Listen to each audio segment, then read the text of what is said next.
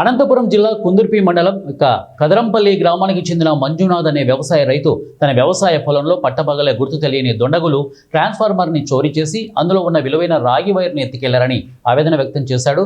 తనకున్న అరటి, మామిడి, వేరుశెనగ పంటలకు నీటి సౌకర్యం లేకపోవడంతో రైతు మంజునాథ్ లబోదిబోమంటున్నాడు.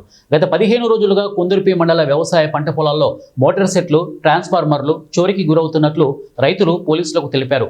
దొంగతనానికి పాల్పడిన వారిని వెంటనే గుర్తించి కఠినంగా శిక్షించాలని రైతులు పోలీసులను కోరుతున్నారు.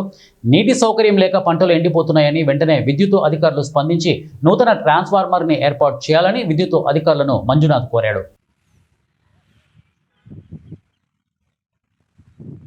బులేపల్లి గ్రామం, కే శివలింగమూర్తి, కుందుర్పి మండలము. ఇట్లే నిన్న సాయంకాలం దాకా మోటార్లు ఆడినవి.